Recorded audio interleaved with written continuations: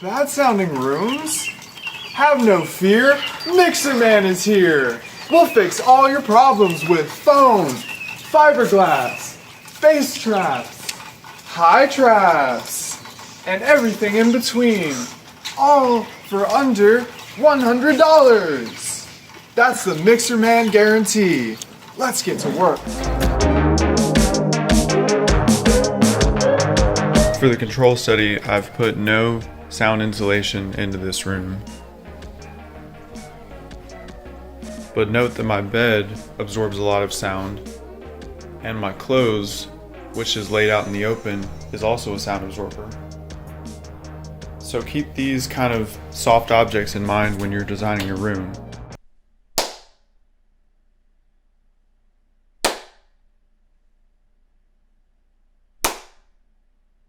Boy, those reflections sure were nasty. Let's deal with them, starting with a bass trap. So if you want to absorb low bass frequencies, you need a large object to do so. So take a look at the R13 insulation. You can see that this is about 2 foot by 3 foot across. If you have a little bass trap like this, that's going to do something, but it's not going to be as effective as a much larger object like this foam insulation, or like this fiberglass insulation. Now, you want to put your bass trap in a corner of your room. Low frequencies gather in corners, and especially the triple corners where there's 3 surfaces meeting, and that's where you want to have your dampening. So it takes the sound / pressure energy and converts it into heat energy mostly.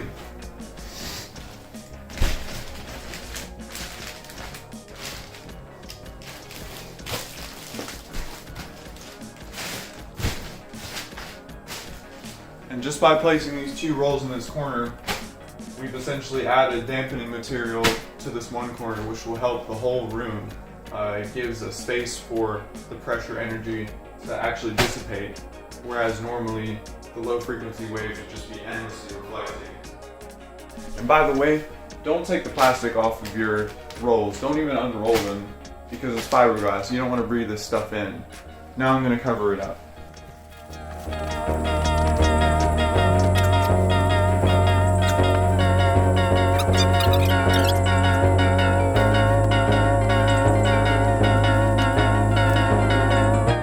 Covering the fiberglass with a blanket or even a trash bag won't affect the acoustic properties of it at all, because sound waves are still able to propagate through this thin material. And remember, the low frequency and mids, their wavelength is on the range of feet, so they're large. And again, that's why we have this large mass to absorb those.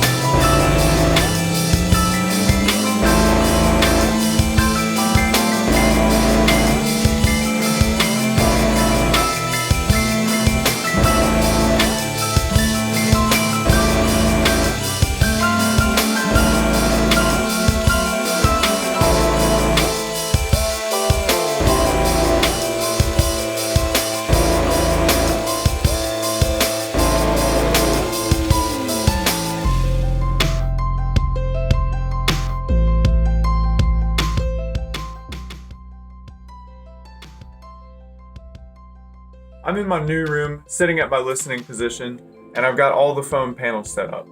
The way I did it was, I put the panels on the closest walls to me. This wall right behind me is the closest wall, and it's right near this speaker, one of my monitors, so there's a lot of reflections that are coming from that side wall. As you can see, it's also at my ear level, so I put the most deadness at my ear level so that there would be less, infections of sound, and the majority of sound would come from the monitors as I want. I would want to minimize direct early reflections. And then over here on this opposite wall is also pretty close to me, so I put a panel there. And finally, my 4x4 panel I put on the door right behind me. Now if I had some more foam, I would put it on this door right here and a little more on this corner area. I would also treat this door back here. In general, doors are pretty good sound insulators, but there's a lot of noise in the rooms behind it, so that would help absorb as well.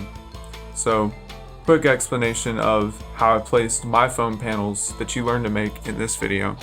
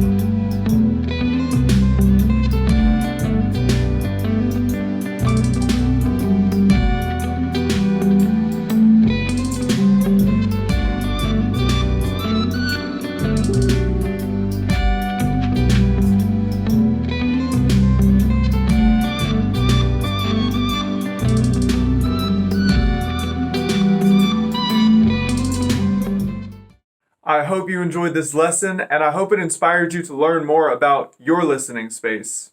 You see, having good speakers is only half the battle. If your room sucks, the whole mix sucks, and you can't mix.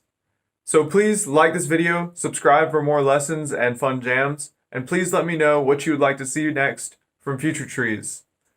Peyton Spencer signing off. I love y'all. Have a great day.